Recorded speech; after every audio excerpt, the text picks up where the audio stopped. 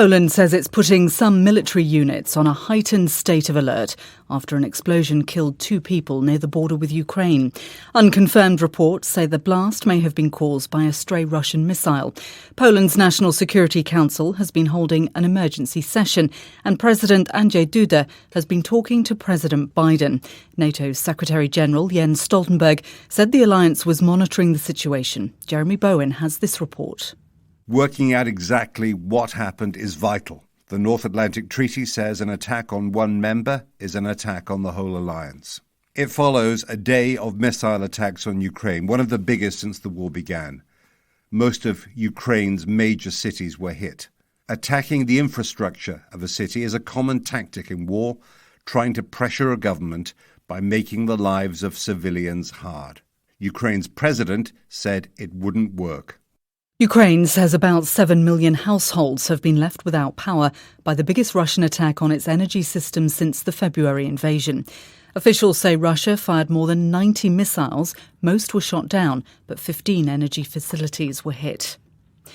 Russia's defence ministry has said there were no missile strikes near the Poland-Ukraine border. In a statement, it described the reports as a provocation aimed at escalation. Steve Rosenberg is in Moscow. Moscow has reacted to the reports with a flat denial.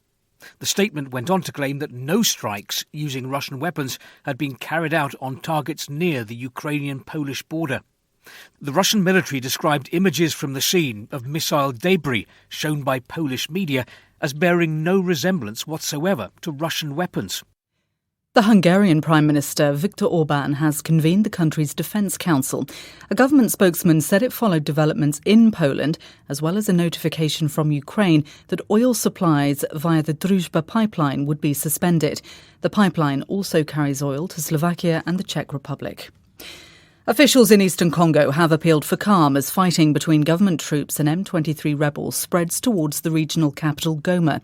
The military governor of North Kivu province said the army had contained the rebels in the town of Kibumba, 20 kilometres north of Goma. But soldiers have been fleeing the area and telling civilians to leave.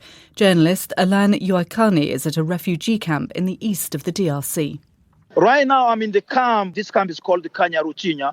The UN and also people are walking around here. Is talking already about like 800,000 people. They are in this camp. Every day I've been coming. It's full of people already. And there is no space. You see people trying even to build their plastic sheet in the corridor of any kind of different blocks inside the camp here. Divisions over the conflict in Ukraine overshadowed the first full day of talks in Bali between leaders of the group of 20 major economies. A draft communiqué said most G20 members condemned Moscow's war. Agreement on a final statement will be complicated by Russian objections and the reluctance of others to single out Moscow for blame. A second person has been sentenced to death in connection with protests in Iran. Iran's semi-official ISNA news agency said a court in Tehran issued the sentence to a defendant who set a motorbike on fire and wounded another person with a knife. The announcement was made as a fresh wave of unrest, violence and strikes swept across Iran. Social media videos show many shops closed in Tehran and people running from gunshots in several locations. The International Red Cross says the first consignment of medical aid has reached Ethiopia's northern region of Tigray since a ceasefire was signed a fortnight ago. The ICRC said 2 trucks delivered medicine and emergency first aid kits to the regional capital, Mekelle. Blockades of aid supplies during the 2-year war left millions in desperate need of basic health care. In his first comments since the truce, the Prime Minister, Abiy Ahmed, told Parliament he would implement the deal honestly. What we saw in Tigray is that people want peace. If we can continue like this, I think it will work out. Me, for my part, I want peace, to see peace. I am happy that peace is coming. I want to do all I can to make sure that this peace remains intact. The US retail chain Walmart has agreed to pay more than $3 billion to resolve lawsuits accusing it of mishandling opioid painkillers. The company has not admitted liability. Walmart is the latest US high street company to pay reparations, following deals agreed earlier this month by the pharmacy chains CVS Health and Walgreens.